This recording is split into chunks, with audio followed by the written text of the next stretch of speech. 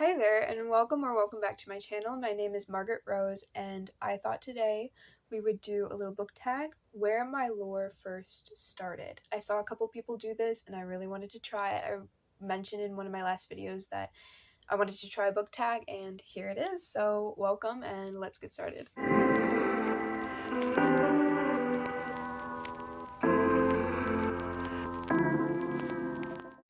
The first question is, what's the first book you remember reading by yourself?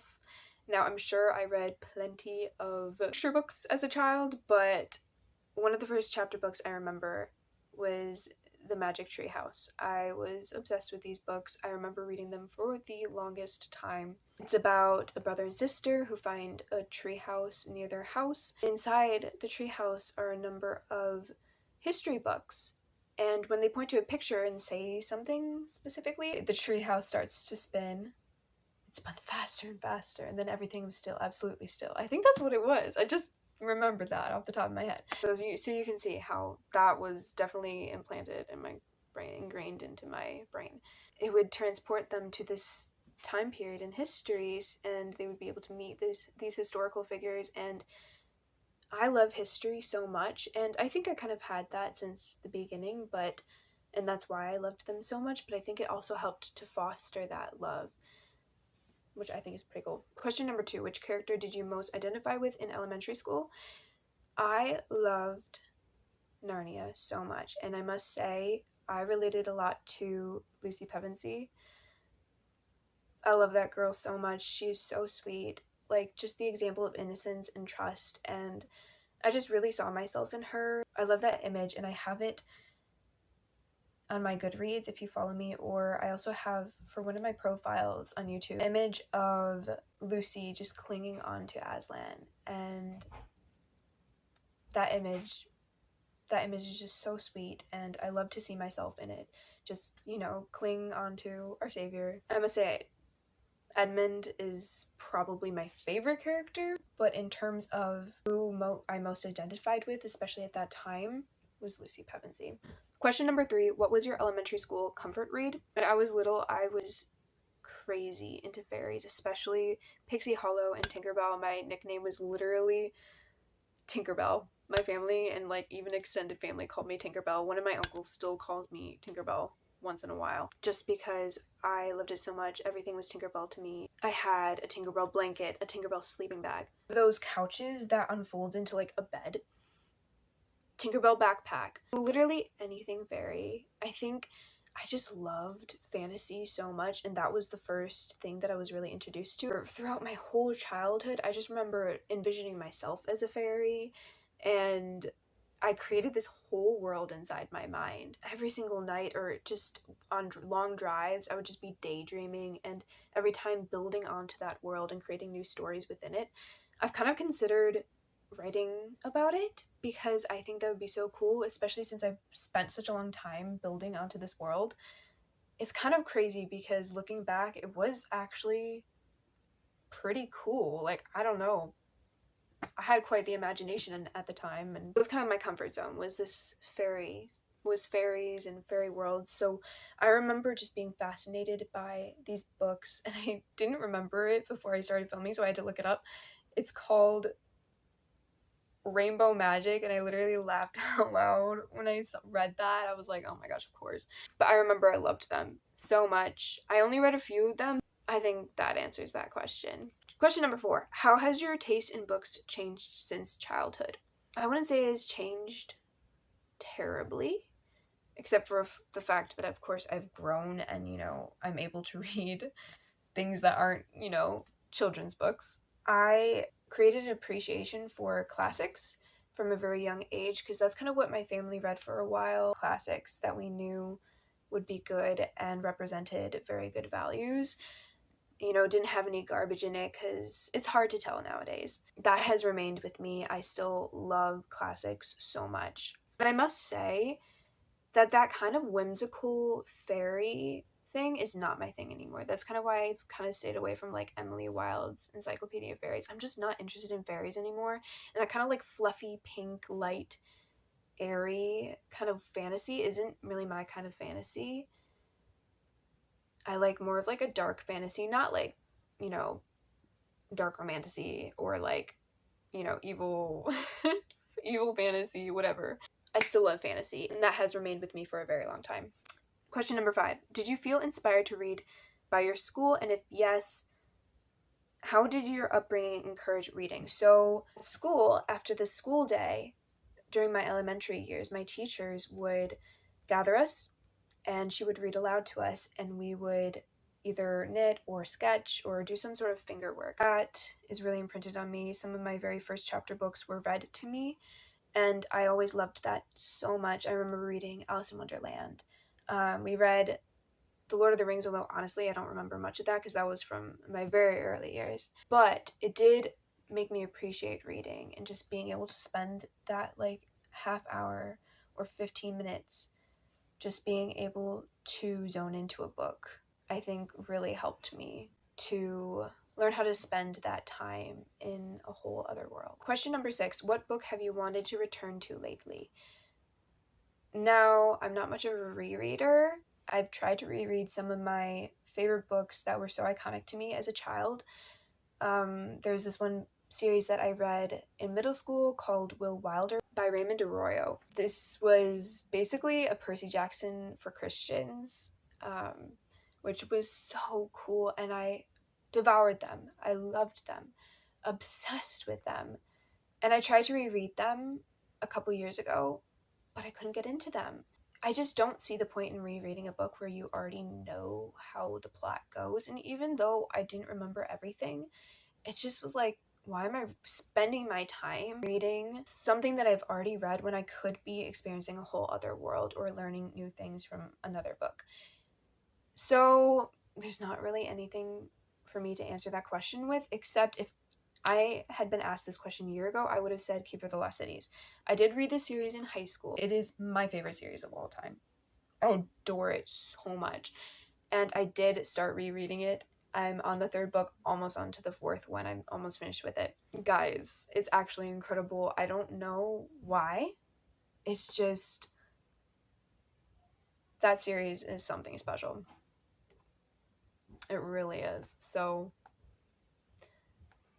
I mean, that's the series I want to get back to, and I am. And I want to continue, read the whole series. So, question 9. What is your weirdest but most favorite book? I love this question. I think it's so cool. And I have an answer for that. A Ring of Endless Light by Madeline L'Engle, or however you say her last name. She's the same author as A Wrinkle in Time. If you've read that, it is kind of bizarre. This book is kind of like that. It's not as fantastical at all. It takes place in the real world. It follows a family, specifically this one daughter, as they visit their grandfather, who is very sick, probably within his last moments of life. It's actually where it's located, but there's like a beach, and they have lots of friends that they've kind of grown up with since childhood because of visiting. It's just, this whole story deals with grief. They've just lost a loved one. Their grandfather might be dying very soon. One of their friends is going through the loss of their mother, all dealing with it in different ways. And it's interesting to see how their background makes them see life differently, and life and death differently. But what was a little bizarre about it was how it included a bit of magic, I would say. It wasn't magic per se, but they made science into something a little bit more fantastical than it actually is in real life, but it's steeped in reality. If you wanted to believe it, you could, because, they lay out some facts for you. And it was just such a fun time, but also a really meaningful one. This is the 4th book in the Austen Family Chronicles, which I have not read. This book was recommended to me by a couple friends, and they were like, you don't need to read the rest of the series, just read this book. And I did, and I didn't feel like I lost anything. The book made sense to me completely. Or like, the rest of the series isn't necessarily even worth it. Like, you could read it and it's fine, but like, this book is so good. And it wasn't anything terribly mind-blowing. I still thought it was so cool. And I wanted to share with you some quotes of it just so you could kind of see how it had some deeper thoughts to it. So like I said, it dealt a lot with grief. And so this is, I think from my memory, this is something that the mother might have said.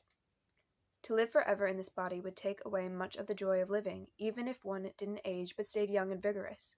If we knew each morning that there was going to be another morning, and so on and on and on, we'd tend not to notice the sunrise or hear the birds or the waves rolling into the shore.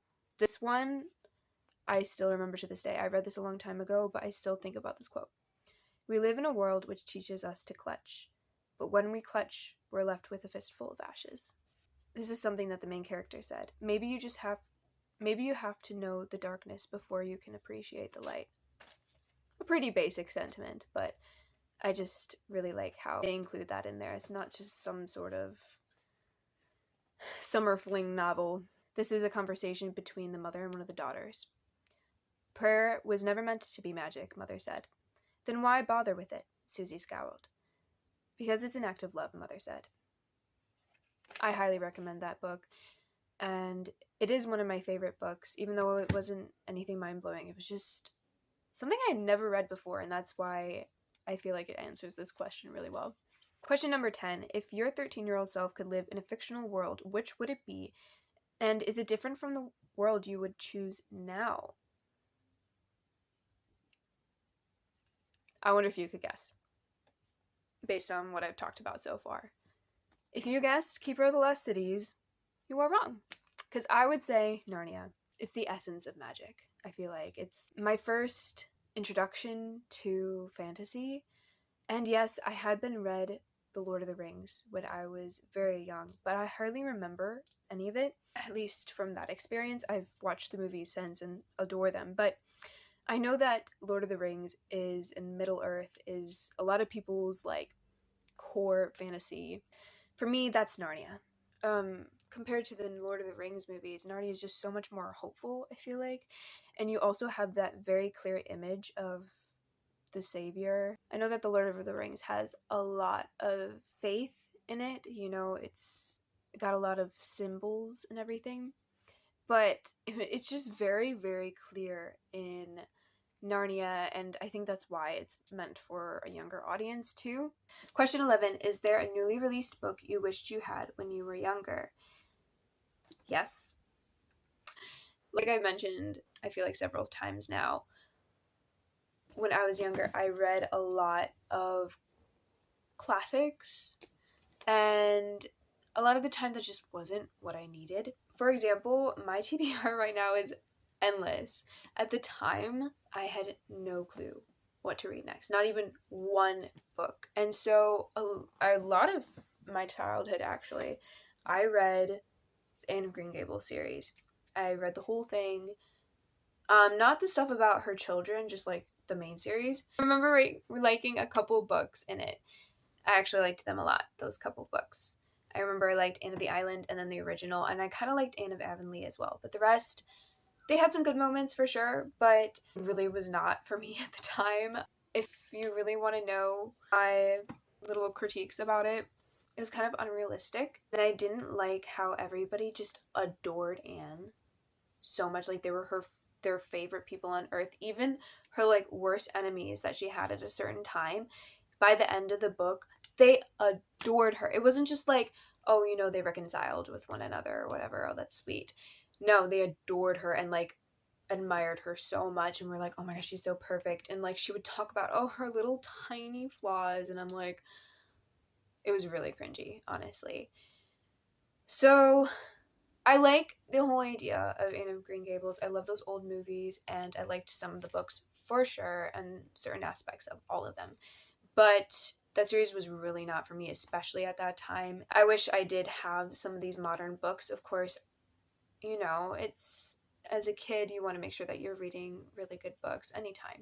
You want to make sure that you're reading good books. If I just known some good books, for instance, Keeper of the Lost Cities, I didn't read that until I was in high school, which was still a good time for me to read it. Honestly, that series I think is so good that anybody could read it.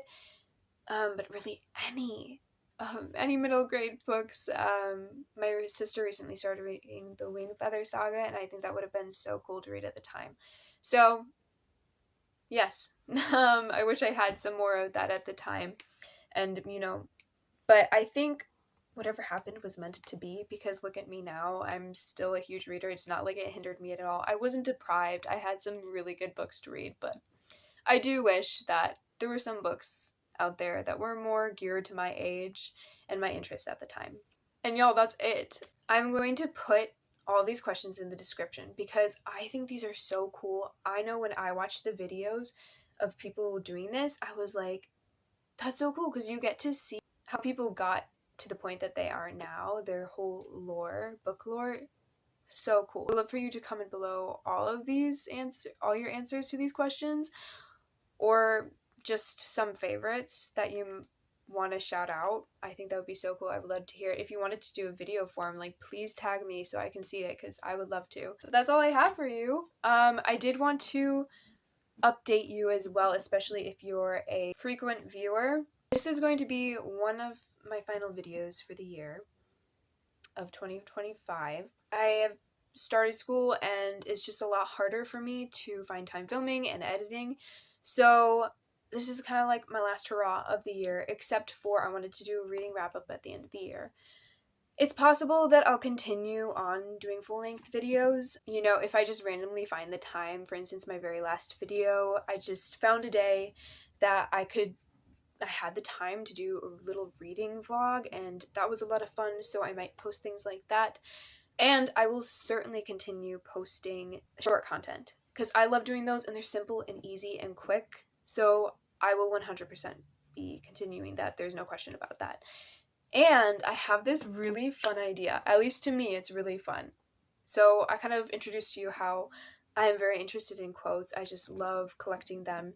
And I thought I could share with you one a week, or maybe every other day, something like that.